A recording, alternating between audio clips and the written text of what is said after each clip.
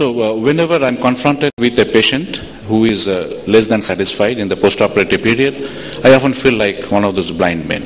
There are a lot of factors which could be responsible for this kind of situation. In my presentation today, I am going to talk to you about posterior capsular opacification. I'm not going to talk to you about what you're seeing here, a very aggressive, fierce-looking PCO. None of the patients with advanced technology lenses will wait so long. They're very symptomatic at a very early stage, and they'll come to you when the PCO is extremely early. you just see, some regenerative cellular component coming to the pupillary area. They need not even come to the visual axis. So how do we manage these cases? I have nothing financial here. So when you perform a cursory slit lamp examination for these unrelated patients, everything is fine. Posterior capsular is clear. And then you dilate the eye, thinking that there is a macular pathology, macular ERM or macular pucker or a macular hole. Everything is fine.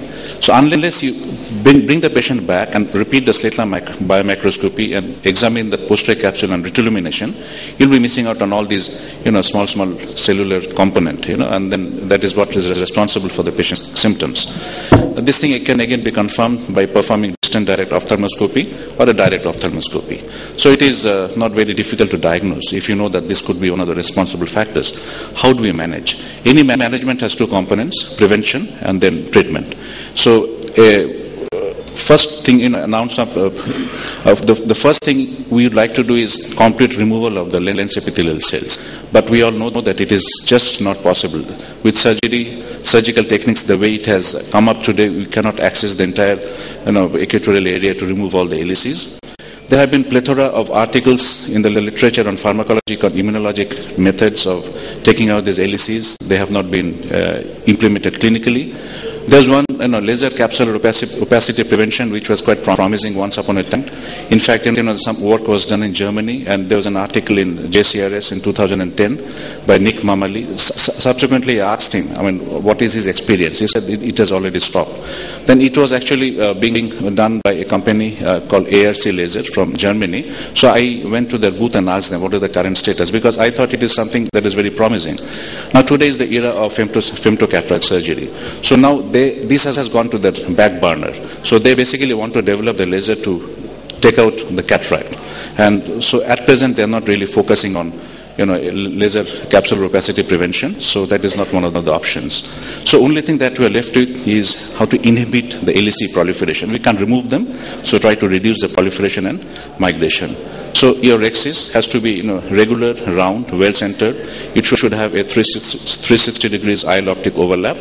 I routinely use a corneal marker, or use the spatula, or or calibrated microrhexis forceps. Recently, a Virus capsulorhexis device has received approvals. And do you use them, David? Have you used them in your practice? Would you think it will be promising? I have not used this one, but I will tell you that we are working with a company called Minisys that will produce a instantaneous perfect capsulotomy using a minimum amount of electrical current, and it's an instrument that you'll insert.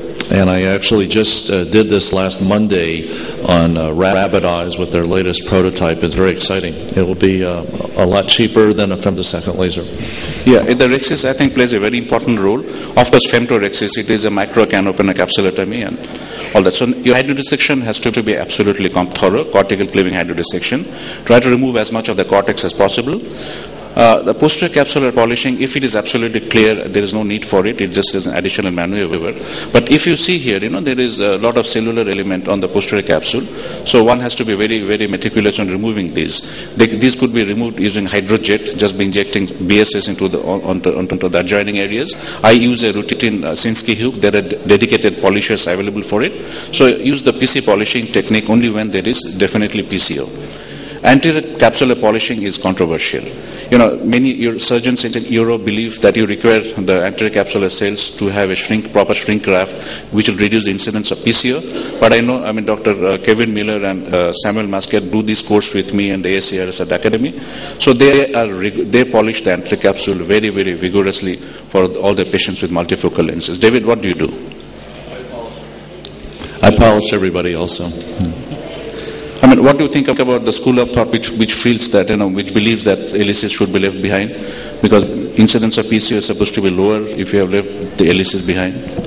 So I think that the key is probably, number one, rhexis size. If you don't want the rhexis too small, you have a lot of anterior capsule fibrosis. Secondly, polishing on the undersurface of the capsule may not be as important for PCO prevention because you do get that shrink wrap. And there was a paper many years ago from Europe that showed it didn't make a difference.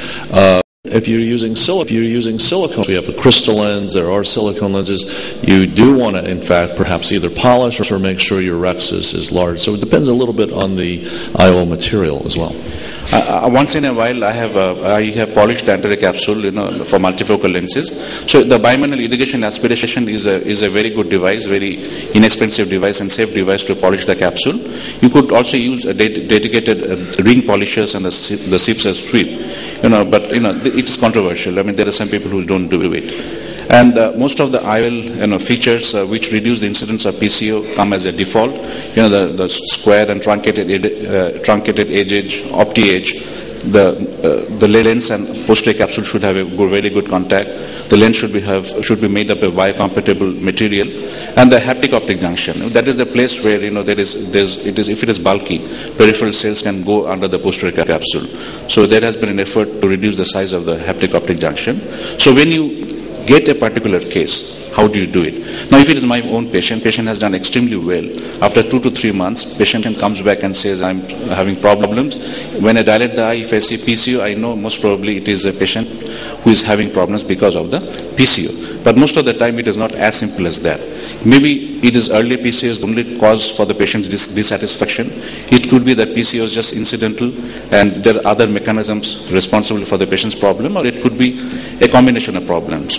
So, if PCO was not the cause, and if you opened up the posterior capsule, you're inviting trouble because you have to exchange the intraocular lens. And exchanging the lens is not a very simple thing if your posterior capsule is open, because you always can end up disturbing the vitreous phase and the surgery can become complicated. I know David has shown a lot of videos in his meetings, in his presentations, where he does it very expertly, but it is not very easy.